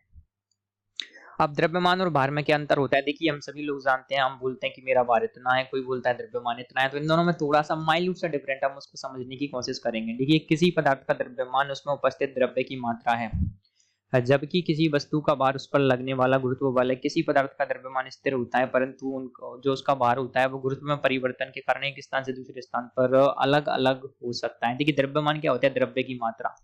मान लीजिए हमने मैटर पढ़ा था, देखिए मैटर यानी कि द्रव्य, उसकी जो मात्रा है वो कहलाएगा द्रव्यमान। लेकिन भार क्या होता है, भार होता है, मान लो मैं नॉर्थ पोल पे खड़ा हूँ, देखिए हम सभी लोग जानते हैं जो पृथ्वी होती है, पृथ्वी कुछ इस तरह की होती है। देखिए पृथ्वी होती है वो क्या होता है, यहाँ पर इसकी जो लंबाई, ये वाली लंबाई ज्यादा होती है और ये वाली लंबाई क्या होती है, कम होती है। तो F बराबर क्या होता है आपके, देखिए बल बराबर क्या होता है, G m1 m2 upon r square. तो इस हिसाब से देखा जाए तो आपके जो ध्रुव होते हैं, ध्रुवों पर क्या होता है गुरुत्वाकर्षण बल, और जो आपके भूमध्य रेखा पर गुरुत्वाकर्षण बल में डिफरेंस हो सकता है, तो उनके जो भार होता है उसमें डिफरेंस हो सकता है, यही आपको बताया जा रहा है। लेकिन जो द्रव्यमान होता है वो हमेशा समान होता है। तो ये वाला पॉइंट आप पिछली कक्षा में भी पढ़ चुके हैं 9th 10th में, तो यहाँ पर एक बार फिर से आपको यहाँ पे बताया गया है। तो देखिए प्रयोगशाला में किसी पदार्थ के द्रव्यमान के अधिक यथार्थपरक मापन के लिए बेसेल तुला का उपयोग किया जाता है। अगर कहीं पे पूछा जाए कि आपको जो एग्जैक्ट अगर आपका किसी का द्रव्यमान मापना है तो उसके लिए किसका यूज किया जाता है, तो वो आएगा बेसेलिक तुला। और वो कैसी होती है, कुछ इस तरह की होती है। जैसा कि आपको दिया गया है कि द्रव्यमान कैसा ही मात्रक क्या है, किलोग्राम है, परंतु प्रयोगशाला में इसके छोटे मात्रक ग्राम, यानी कि 1 किलोग्राम में कितने होती है, 1000 ग्राम का प्रयोग किया जाता है। क्योंकि रासायनिक अभिक्रिया में रासायनिक पदार्थों की थोड़ी मात्रा का उपयोग किया जाता है। देखिए केमिस्ट्री में हम जो भी प्रयोग करते हैं वो किस में करते हैं, टेस्ट ट्यूब में करते हैं, परख नली में करते हैं। परख नली में पदार्थ किलोग्राम में तो आप ले नहीं सकते कि 5 किलो 10 किलो, हम किस में लेते हैं, ग्राम में लेते हैं। आयतन क्या होता है, देखिए आयतन किसी पदार्थ द्वारा घिरे हुए स्थान को आयतन कहते हैं। आयतन के मात्रक लंबाई क्यूब के होते हैं, मतलब लंबाई का मात्रक जो होता है मीटर, मीटर का पावर 3 कर दोगे मीटर क्यूब हो जाएगा। ऐसा ही पद्धति में आयतन का मात्रक मीटर क्यूब होता है, परंतु रासायनिक प्रयोगशालाओं में इतने अधिक आयतनों का उपयोग नहीं किया जाता है। आयतन को आमतौर पर सेंटीमीटर क्यूब या डेसीमीटर क्यूब के मात्रकों में व्यक्त किया जाता है। अब द्रवों के आयतन को मापने के लिए प्राय लीटर मात्रक का उपयोग किया जाता है, जो कि ऐसा ही मात्रक नहीं है। देखिए हम लीटर में मापते हैं, 1 लीटर दूध, 2 लीटर, 5 लीटर, तो जो कि ऐसा ही मात्रक नहीं है। 1 लीटर में होते हैं 1000 ml और अथवा 1000 सेंटीमीटर क्यूब या 1 डेसीमीटर क्यूब, इसी को आप 1 लीटर कहते हैं। आप इन संबंधों को आसानी से देख सकते हैं, ठीक है। आगे बोला है कि प्रयोगशाला में द्रवों या विलयनों के आयतन को मापने के लिए अंशांकित सिलेंडर, इसको बोलते हैं ब्यूरेट, पिपेट आदि का उपयोग किया जाता है। जब आप केमिस्ट्री की लेबोरेटरी में जाएंगे तो आप इनको वहां पर प्रॉपर से देख पाएंगे। आयतन मापी प्लास का उपयोग या तो आयतन का विलयन बनाने के लिए किया जाता है। मापन के उपकरणों को चित्र 1.7 में दिखाया गया है। देखिए इसके बाद हम पढ़ेंगे घनत्व। घनत्व क्या होता है, घनत्व को इंग्लिश में बोला जाता है डेंसिटी। डी बराबर होता है आपके एम अपॉन बी। एम क्या होता है?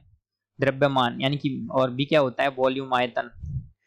तो घनत्व बराबर द्रव्यमान बटे आयतन। किसी तो द्रव्यमान का मात्रक क्या आता है आपके? द्रव्यमान का मात्रक आता है किलोग्राम। आयतन का मात्रक क्या आता है? Metre cube. तो घनत्व का मात्रक क्या जाएगा? किलोग्राम प्रति मीटर क्यूब।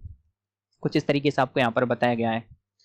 तो ये आपको ये बताया गया है कि अगर आपको देखिए किलोग्राम, अगर मान लीजिए मैं घनत्व को ग्राम में रखूंगा और मैं आयतन को मतलब लंबाई को रखूंगा मैं मीटर में, तो आयतन क्या हो जाएगा? Centimetre cube. तो इसका मात्रक हो जाएगा ग्राम प्रति सेंटीमीटर क्यूब। ये बड़ा वाला मात्रक और ये छोटा वाला मात्रक, आप यहाँ पर देख सकते हैं दोनों में अंतर। इसके बाद आपको बताया गया ताप। टेम्परेचर क्या होता है? देखिए टेम्परेचर के दो मात्रक होते हैं, एक होता है डिग्री सेंटीग्रेड और एक होता है इसको फ़ारेनहाइट में। दो तरीके से मापा जाता है। देखिए ताप को मापने के तीन सामान्य पैमाने करंटली तीन है। एक तो है आपके डिग्री सेंटीग्रेड, एक है आपके डिग्री फ़ारेनहाइट और एक है आपके केल्विन। यहाँ पर केल्विन ऐसा ही मात्रक है, ऐसा ही मात्रक है आपके केल्विन। और डिग्री सेंटीग्रेड और ये क्या है आपके? ऐसा ही मात्रक नहीं है। देखिए इन पैमानों पर आधारित तापमापियों को चित्र 1.8 में दिखाया गया है। तो देखिए केल्विन पैमाना ये रहा। इसमें 0 डिग्री होती है वो आती है आपके 273 केल्विन के बराबर होती है। 0 डिग्री सेंटीग्रेड 273.15 एग्जैक्ट देखा जाए तो, और जो यहाँ पे 373 तक रहती है। सेल्सियस 0 से स्टार्ट होती है और ये चलती है 100 डिग्री सेंटीग्रेड तक। फ़ारेनहाइट होती है 32 से लेकर के 212। तो इनकी रेंज पूछी जा सकती है और इनको आपस में भी चेंज किया जा सकता है, जिसका फॉर्मूला हमारे पास है F equal to 9/5 C plus 32। तो ये क्या होता है आपके? ये आपके फॉर्मूला है। तो केल्विन क्या होता है? देखिए केल्विन को अगर डिग्री सेंटीग्रेड मतलब डिग्री सेंटीग्रेड को केल्विन में बदलना हो तो उसमें क्या करेंगे? 273.15 जोड़ देंगे। तो 100 डिग्री सेंटीग्रेड कितना हो जाएगा आपके? 373.15 केल्विन, तो जिसको आप 373 शॉर्ट में लिख सकते हैं। और ये देखिए आपके ब्यूरेट क्या होता है? पीपेट क्या होता है? ये आपके ब्यूरेट है, ये आपके पीपेट है, ये आपके अंशांकन सिलेंडर, इसको बोलेंगे आप आयतनमापी फ्लास्क। जब आप केमिस्ट्री की लैब में प्रयोग करेंगे तो आप इन सब चीजों को वहां पे देख पाएंगे। देखिए संदर्भ मानक क्या होता है? देखिए किलोग्राम या मीटर सदृश मापन के मात्रक की परिभाषा निश्चित करने के पश्चात अब ये कैसे पाएंगे आपकी? देखिए कि 1 किलोग्राम 1 किलो ही होता है। तो उन्होंने क्या किया, यहाँ पर ये स्टोरी बताई गई है कि यहाँ पर एक लैब है फ्रांस के अंदर, उसमें क्या किया इन्होंने? एक पत्थर रख रखा है 1 किलोग्राम का। अब 1 किलोग्राम का पत्थर है, उसका वजन माप लिया इन्होंने, पहले उसको बना रखा है। किससे बनाया? प्लेटिनम और इरिडियम मिश्र धातु से बनाया। और उसको एक गैस के अंदर क्या कर दिया, वो एक जो बक्सा था उसके अंदर गैस से रहित करके उसको क्या बंद कर दिया, ताकि वो किसी के साथ रिएक्शन ना करे, उसका जो वजन है टाइम के साथ में चेंज ना हो, डिक्रीज ना हो।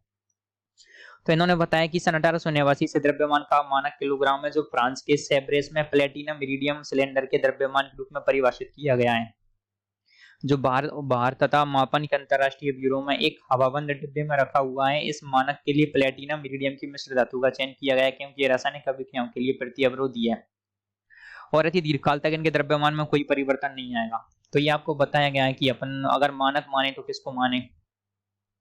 और ये भी बोला गया है कि द्रव्यमान के मात्रक के लिए वैज्ञानिक गण प्रगतिशील हैं। इसके लिए अवोगाद्रो स्थिरांक का यथार्थपरक निर्धारण किया जा रहा है। एक प्रतिदर्श की सुपरिभाषित द्रव्यमान में परमाणु की संख्या के यथार्थ मापन पर नए मानक पर कार्य केंद्रित है। और ऐसी एक पद्धति जिसमें अति विशुद्ध सिलिकॉन के क्रिस्टल के परमाणविक घनत्व को एक्सरे द्वारा मापा जाता है कि शुद्धता 10⁻⁶ में 1 अंश है। इसे अभी तक मानक के रूप में स्वीकार नहीं किया गया और अभी भी और भी पद्धतियां हैं, परंतु इनमें से कोई भी पद्धति अभी भी प्लेटिनम इरिडियम छड़ के विकल्प के रूप में समर्थ नहीं है। इन्होंने आगे बोला है कि ऐसी आशा की जा सकती है कि वर्तमान दशक में कोई समुचित वैकल्पिक मानक विकसित किया जा सकेगा। तो पहले क्या आता, देखिए पहले जो लंबाई होती थी, लंबाई के लिए भी सेम इसी तरीके से मात्रक यूज में लिया जाता था। तो आपको बोला है कि आरंभ में 0 डिग्री सेंटीग्रेड पर रखी एक प्लेटिनम इरिडियम छड़ पर दो निश्चित चिन्हों के मध्य की लंबाई को मीटर परिभाषित किया गया था। लेकिन 1960 में इन्होंने कहा था कि लंबाई को क्रिप्टॉन लेजर से उत्सर्जित किरण की तरंग रेखा यानी कि 1.1650767 into 10⁻⁹ गुना माना गया। लेकिन यद्यपि ये एक असुविधाजनक संख्या थी, किंतु ये मीटर की पूर्व सहमति लंबाई को सही रूप में दर्शाती है। सन 1983 में सीजीपीएम द्वारा मीटर पुनर्परिभाषित किया गया, जो निर्वात में प्रकाश द्वारा देखिए इतने सेकंड में तय की गई दूरी है। लंबाई और द्रव्यमान की भांति अन्य भौतिक राशियों के लिए भी संदर्भ मानक है। संदर्भ का मतलब है रेफरेंस मानक। मानो कि मुझे लंबाई को मापना है, कि भाई मुझे क्या है कि 1 मीटर मापना है। 1 मीटर होता कितना है ये मुझे बताएगा कौन? फिर इन्होंने पहले बोला था कि ऐसे करके इतनी दूरी 1 मीटर है, फिर बोला कि क्रिप्टॉन का लेजर इतना चलता है वो 1 मीटर है। फिर इन्होंने कहा कि जो प्रकाश होता है वो हर एक जगह क्या होता है, सेम चलता है। तो प्रकाश कितना होता है, 1/299 792 458। इतने वाली सेकंड में प्रकाश जितनी दूरी तय करेगा ना वो आपके क्या कहलाएगा, 1 मीटर कहलाएगा। हाँ, ये जानना रुचिकर होगा कि 0 डिग्री सेंटीग्रेड से कम ताप अर्थात ऋणात्मक मान सेल्सियस पैमाने पर तो संभव है, परंतु केल्विन पैमाने पर ताप का ऋणात्मक मान संभव नहीं है। This is the important. तो एक बार क्वेश्चन आया था नीट के अंदर कि ऐसा कौन सा पैमाना है जो कि ऑलवेज क्या होता है, पॉजिटिव होता है। तो वो क्या आता है आपके, देखिए ये आता है आपके 0 से लेकर के मतलब 0 से लेकर के 373 केल्विन तक आप जा सकते हैं। तो ये होता है आपके, क्या होता है, केल्विन पैमाना। मापन में अनिश्चितता, देखिए हम अब आप क्या करते हैं प्रयोगशाला में एक्सपेरिमेंट करते हैं, बहुत सारे प्रयोग करते हैं, तो क्या हो सकता है वहां पे मापन होता है, उसमें क्या हो सकती है, अनिश्चितता हो सकती है, गलत आंकड़े आप माप सकते हैं। देखिए रसायन के अध्ययन में अनेक बार हमें प्रायोगिक आंकड़ों के साथ सैद्धांतिक गणना पर विचार करना होता है। देखिए संख्याओं का सरलता से संचालन करना तथा आंकड़ों का यथासंभव निश्चितता के साथ यथार्थ प्रस्तुत करने के लिए अर्थपूर्ण तरीके भी हैं और इन्हीं मतों पर नीचे विस्तार किया जा रहा है। ठीक है, अब वैज्ञानिक संकेतन क्या होता है, देखिए जिसको आप बोलते हैं वैज्ञानिक संकेतन में क्या होता है, देखिए यहाँ पर ये होता है कि कोई भी संख्या, जैसे पृथ्वी का द्रव्यमान होता है, इन्होंने दे रखा है यहाँ पर, ये रहा। पृथ्वी का द्रव्यमान बहुत बड़ा होता है। इसके अलावा आपको बोला है कि 2 हाइड्रोजन के अणुओं के लिए इतने बड़े संख्या का उपयोग किया जाता है, या बहुत ही बड़ी संख्या हो या फिर बहुत ही छोटी संख्या हो, तो उसको मापने के लिए हम क्या करते हैं, वैज्ञानिक संकेतन यूज में लेते हैं। इसमें ये बोला गया है कि ये होता है n × 10 की पावर या तो पॉजिटिव होगी या फिर नेगेटिव होगी। मान लीजिए पृथ्वी का द्रव्यमान होता है 6 × 10⁻23 किलोग्राम, और यहाँ पर जो n होगा, n किस तरीके से होगा, n ऐसे होगा कि जो आपकी संख्या होगी वो 1 के बाद में, मतलब पहले अंक के बाद में इसमें पॉइंट लग जाएगा। मान लीजिए मेरे पास आएगा 7.235 या फिर 9.235, कुछ भी, मतलब जो पहला अंक होगा उसके जस्ट बाद में पॉइंट लग जाएगा, और उसके बाद में जो बाकी की संख्या होगी वो 10 की घात में होंगी, या तो पॉजिटिव या फिर नेगेटिव। तो आप देख सकते हैं यहाँ पर यही बताया गया है आपको, कुछ इस तरीके से होता है। देखिए यदि वैज्ञानिक संकेतन में 232.508 को लिखना है आपको, मान लीजिए 23.508, तो शर्त क्या है, आपके पहली संख्या के बाद में पॉइंट लगा देना है 2.3508। अब कितने अंकों के बाद पॉइंट है आप देखेंगे यहाँ पर कितनी थी, 3, अपन ने पॉइंट को 2 आगे कर दिया, तो हम क्या करेंगे, 10 की घात 2 लगा। तो इस तरीके से क्या कर सकते हैं आप, इसको चेंज कर सकते हैं वैज्ञानिक संकेतन में, यही आपको यहाँ पर बताया गया है। अब मान लीजिए मेरे पास में क्या है, 0 पॉइंट, ये वाली संख्या है, इसको मुझे वैज्ञानिक संकेतन में, तो देखिए ये कितना है, 16, इसको मैं लिख सकता हूँ 1.6 इंटू, अभी कितने पॉइंट है मेरे पास आप देख सकते हैं, 1 2 3 और एक अपन ने लगाया 4, तो 10 की घात -4। अब आपको बोला है कि वैज्ञानिक संकेतन में गुणा और भाग कैसे करते हैं। देखिए अगर आपके पास में वैज्ञानिक संकेतन में गुणा भाग करना है तो सामान्य जो गणित के नियम होते हैं वही करने हैं, जो अंक आएगा ना, मान लीजिए अगर आपके पास में कोई अंक कैसे आ रहा है 25.2, तो लास्ट के टाइम आपको ये ध्यान रखना है कि जो आपका पॉइंट होना चाहिए वो जस्ट एक अंक के बाद होना चाहिए। तो मैं इसको क्या कर दूंगा, 2.52 इंटू 10 की पावर, और बाकी की जो 10 की पावर होंगे उससे आप गुणा कर देंगे। आप यहाँ पर देख सकते हैं मेरे पास आंसर में आ रहा है 38.64 इंटू 10 की घात 13, लेकिन ये वैज्ञानिक अंकन में नहीं है क्योंकि एक अंक के बाद पॉइंट नहीं है। तो मैं क्या करूंगा, इसको इधर इधर खिसका दूंगा पॉइंट को, और ये जो एक 10 इधर आगे एक्स्ट्रा बढ़ जाएगा, यही आपको यहाँ पर बताया जा रहा है।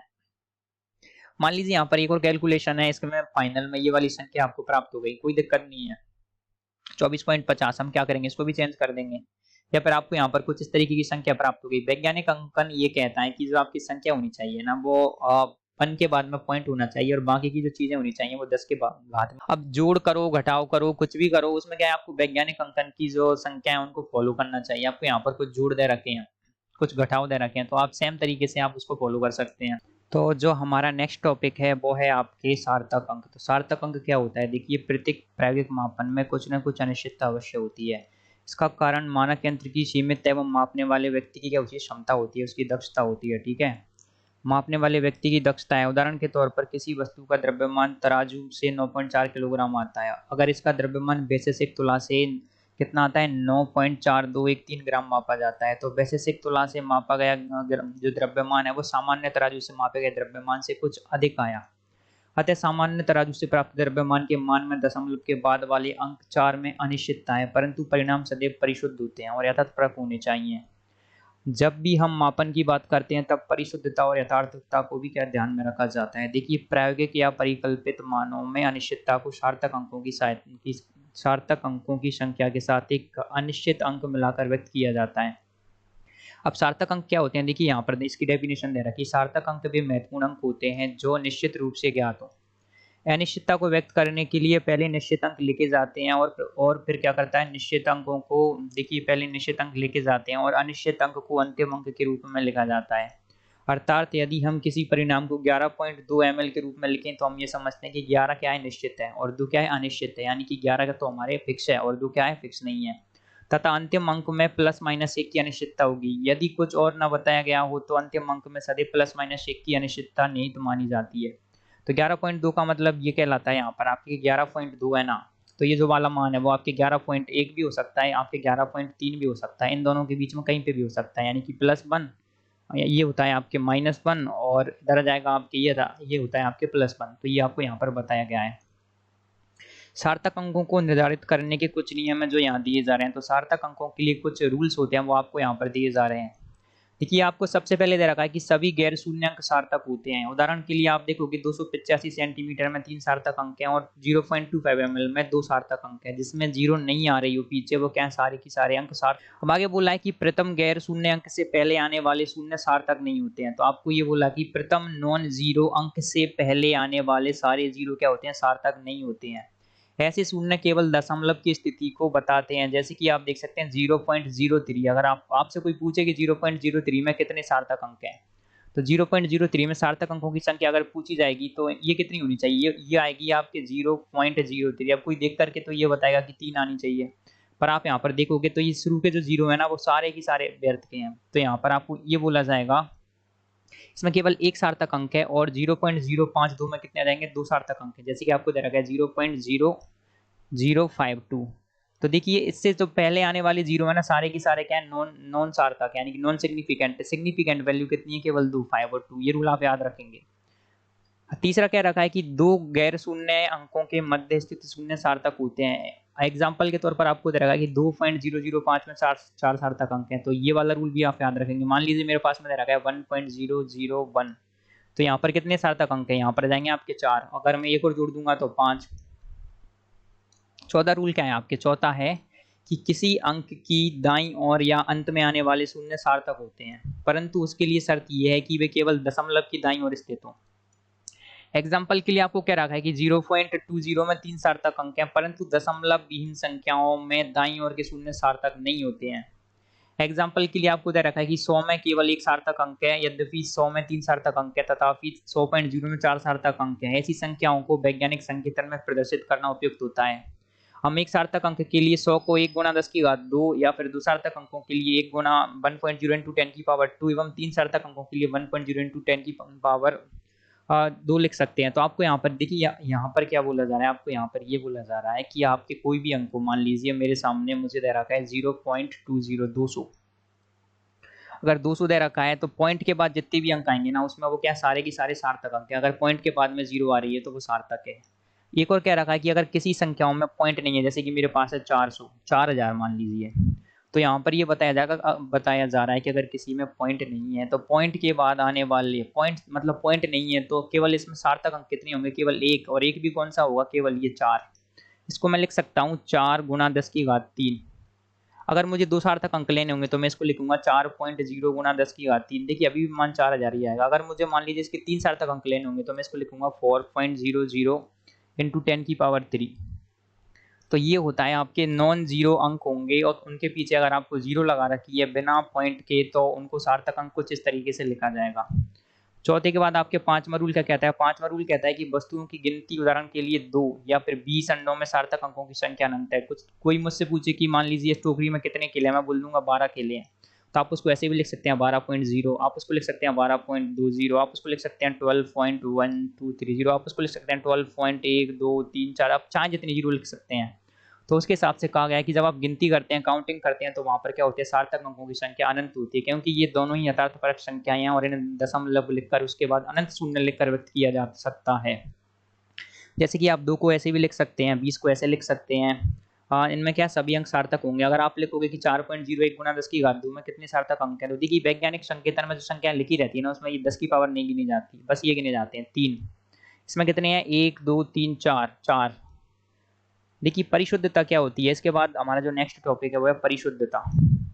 तो परिशुद्धता की डेफिनेशन आपको यहाँ पर दे रखी है। परिशुद्धता किसी भी राशि के विभिन्न मापनों के सामीप्य को व्यक्त करती है, परंतु यथार्थपरकता किसी विशिष्ट प्रायोगिक मान के वास्तविक मान से मेल रखने को व्यक्त। तो देखिए मैं ऐसे कहना चाहता हूँ, मान लीजिए मेरे पास में एक कोई भी चीज है, मान लीजिए मेरे पास में एक छड़ है, वो कितनी है 10 सेंटीमीटर मान लीजिए एक छड़ है वो कितनी 1 मीटर लंबी है।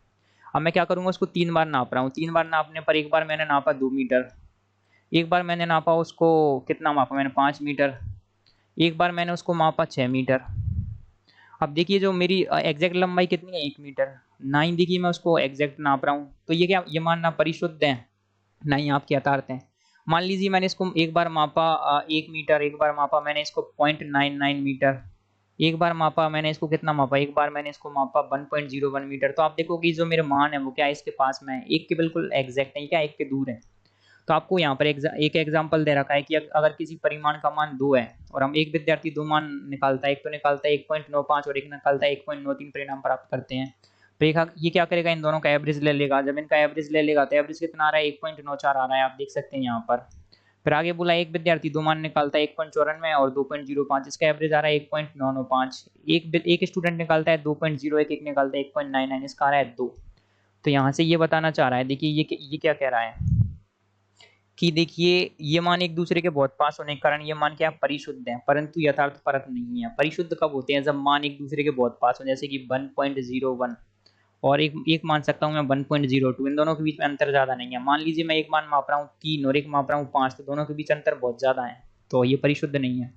दूसरा विद्यार्थी कहे नहीं 2 मापनों के लिए 1.94 और 2.05 परिणाम प्राप्त करता है, ये दोनों परिणाम ना तो शुद्ध हैं और ना ही यथार्थ परक। और तीसरा स्टूडेंट क्या करता है, इन तीनों मापनों के लिए 2.01 और 1.99 परिणाम प्राप्त करता है, तो ये मान परिशुद्ध भी हैं और यथार्थ परक भी हैं। तो आप यहाँ पर देखेंगे परिशुद्धता क्या होती है, यथार्थ परकता क्या होती है। आई होप कि आप समझ गए होंगे। तो आगे हम पढ़ेंगे सार्थक अंकों को जोड़ना और घटाना। देखिए सार्थक अंक हमने देखे किसी में 1 हो सकता है, किसी में 2, किसी में 3। अब मान लीजिए मैं जोड़ रहा हूँ तो किस तरीके से जोड़े जाएंगे। देखिए जोड़ने या घटाने के बाद प्राप्त परिणामों में दशमलव की दाईं ओर जोड़ने या घटाने वाले किसी भी संख्या से अधिक अंक नहीं होने चाहिए। तो मान लीजिए मेरे पास यहाँ पर कितने हैं, पॉइंट के बाद 2 जीरो, मतलब पॉइंट के बाद में 2 अंक है, पॉइंट के बाद 1 अंक है, पॉइंट के बाद 3 अंक है। जब मैं इसको जोड़ूंगा और जोड़ने पर जो मेरा डाटा आ रहा है 31.122, तो इसमें मतलब कितने अंक होने चाहिए पॉइंट के बाद में, तो ये आपके सार्थक अंकों की सहायता से डिसाइड किया जाता है। तो ऊपर दिए गए उदाहरण में 18.0 में दशमलव के बाद केवल 1 अंक है, तो परिमाण में भी दशमलव के बाद एक ही अंक यानी कि इसका जो वैल्यू आनी चाहिए वो 31.122 ही होनी चाहिए। इसके लिए हम क्या करते हैं, राउंडेड ऑफ, और इसको क्या किया जाता है, राउंड ऑफ किया जाता है। देखिए 2 है तो 2 से छोटा, इसको 2 इस तरीके से, तो ये कितना आ जाएगा 31.1 ही आएगा के रूप में व्यक्त किया जाना चाहिए। देखिए सार्थक अंकों को गुणा या भाग करना, देखिए जोड़ना घटाना देख लिया, इसके बाद देखेंगे गुणा या भाग करना। उन प्रचलानों के परिमाणों के में सार्थक अंकों की संख्या उतनी ही होनी चाहिए जितनी न्यूनतम सार्थक अंक वाली संख्या में होती है। इसमें भी सेम है, देखिए 2.5 इंटू 1.25 को मैं गुणा कर रहा हूँ तो कितना आ रहा है 3.125। तो यहाँ पर न्यूनतम वाले में कितनी है, पॉइंट के बाद 1, तो इसमें कितना आना चाहिए, 1 ही जीरो आना चाहिए, क्योंकि 2.5 में केवल 2 सार्थक अंक है, इसलिए परिणाम में भी 2 सार्थक अंक 3.1 होने चाहिए। ठीक है, जैसा उपरोक्त उदाहरण देखिए आपको ऐसे बोला गया है, आप यहाँ पर देखेंगे कि जैसा कि उपरोक्त गणितीय प्रक्रिया में किया गया, परिणाम को आवश्यक सार्थक अंकों तथा व्यक्त करने के लिए संख्याओं के निकटतम यानी कि राउंडेड ऑफ करने के लिए निम्न बातों का ध्यान रखा जाना चाहिए। अब मान लीजिए मुझे कोई संख्याओं को राउंड ऑफ करना है, तो राउंड ऑफ करने के लिए कौन कौन से रूल्स को ध्यान में रखा जाता है। यदि सबसे दाईं ओर वाला अंक जिसे हटाना हो 5 से अधिक हो तो सबसे पहले वाले अंक का मान 1 अधिक कर दिया जाता है। जैसे कि मैं आपको एक एग्जांपल यहाँ पर दे रखा है कि 1.386। अब मुझे इसको पॉइंट के बाद 2 अंकों तक ही रखना है, अगर मुझे इसको हटाना है तो देखिए ये 5 से अगर ये वाला अंक बड़ा हो लास्ट का, तो हम क्या करेंगे, इससे पहले वाला जो अंक होगा उसको 1 बढ़ा देंगे 1.39। अगर छोटा होगा, मान लीजिए मेरे पास ये होता है 1.384, तो हम इसको नहीं बढ़ाएंगे, फिर क्या करेंगे, इसको सेम की सेम रखेंगे 1.38। ये यहाँ पर बताया गया है। देखिए यदि सबसे दाईं ओर का हटाया जाने वाला अंक 5 से कम हो तो फिर सबसे पहले वाले अंक को बदला नहीं जाता है, ये आपको यही बोला जा रहा है। आप देख सकते हैं यहाँ पर 4.334, तो ये 4 क्या है, छोटा है। अगर हम इसको 2 अंकों तक राउंडेड ऑफ करेंगे तो क्या आएगा, 4.33 आएगा। अब मान लीजिए अगर कोई बोले कि सर अपन ने इधर 6 भी देख लिया, 4 भी देख लिया, लेकिन अगर 5 आ जाए तो 5 आ जाएगा, तो क्या किया जाएगा, this is the different case. तो 5 के लिए क्या करते हैं, देखिए यदि सबसे दाईं ओर का हटाया जाने वाला अंक 5 हो तो सबसे पहला अंक सम होने की स्थिति में बदला नहीं जाता है, परंतु विषम होने पर 1 बढ़ा दिया जाता है। मान लीजिए मेरे पास है 6.35, मुझे इसको 2 अंकों तक की राउंडेड ऑफ करना है, तो इससे पहले वाला अंक देखो ये वाला, अगर ये सम होगा या ये होगा 6.25, दोनों कंडीशंस में देखेंगे। अगर 6.35 होगा तो क्या किया जाएगा, यहाँ पर ये विषम है तो विषम होने पर 1 बढ़ा दिया जाता है, तो ये जाएगा 6.4। सम होने पर क्या होता है, कोई चेंज नहीं होता, ये रहेगा 6.2। आई होप कि आप समझ गए होंगे। सम होने पर कोई चेंज नहीं है, विषम होने पर एक बढ़ा दिया जाएगा। इसके बाद आएगा आपका नेक्स्ट टॉपिक, वो है आपके विमीय विश्लेषण। अब विमाएं क्या होती हैं? देखिए, एक होता है मात्रक और एक होता है विमा। परिकलन करते समय हमें कभी कभी हमें मात्रकों को एक पद्धति से दूसरी पद्धति में रूपांतरित करना पड़ता है। ऐसा करने के लिए गुणक लेवल विधि, जिसको इंग्लिश में बोलते हैं फैक्टर लेवल मेथड, इकाई गुणक विधि, यूनिट फैक्टर मेथड या विमीय विश्लेषण यानी कि डायमेंशनल एनालिसिस का उपयोग किया जाता है। ऐसे नीचे उदाहरण से समझाया गया है। देखिए, आप देख सकते हैं, हाँ, आपको बोला है कि धातु का एक टुकड़ा 3 इंच लंबा है, सेंटीमीटर में इसकी लंबाई क्या होगी? तो आपको आना चाहिए इंच को सेंटीमीटर में बदलना, 1 इंच में कितने सेंटीमीटर होते हैं उस टाइप से। तो आपको बोला है कि हम जानते हैं कि 1 इंच में कितने होते हैं, 2.5 सेंटीमीटर। तो 1 इंच बराबर 2.54 सेंटीमीटर, 2.54 सेंटीमीटर। तो आपको क्या बोला है कि 3 इंच का है, तो इसकी सेंटीमीटर में लंबाई कितनी होगी? देखिए 3 इंच, 1 इंच में इतने हैं, तो 3 इंटू 2.54, आप इसको गुणा कर देंगे, 3 चौके 12, 3 5 15 और 1 16, 3 दूनी 6 और 1 7, 7.62। अब यहाँ पर आपके रूल लगाएंगे आप सार्थक अंकों के। देखिए आपको, तो इसके हिसाब से आप देख सकते हैं, देखिए धातु का एक टुकड़ा 3 इंच लंबा है, सेंटीमीटर में इसकी लंबाई क्या होगी? तो यहाँ पर आपको दे रखा है 7.62 सेंटीमीटर। ये देखिए, इन दोनों को इकाई गुणक कहते हैं, यानी कि एक में कितना होता है, कुछ इस तरीके से यहाँ पर आपको बता रखा है। और एक चीज दे रखी है कि अर्थात गुणक के अंश में व्यमात्रक होना चाहिए जो परिणाम में प्राप्त हो। ऊपर दिए गए उदाहरण से आप देख सकते हैं कि मात्रकों के साथ भी संख्याओं की तरह काम किया जा सकता है, उन्हें काटा जा सकता है और भाग गुणा वर्ग आदि किया जा सकता है। ये कुछ उदाहरण लेकर के देखिए, यहाँ पर कुछ और एग्जाम्पल और दे रखे हैं, आप उनको सॉल्व कर लेंगे। 2 एग्जाम्पल और यहाँ पर दे रखे हैं, एक एग्जाम्पल ये रहा और एक और आपके ये रहा।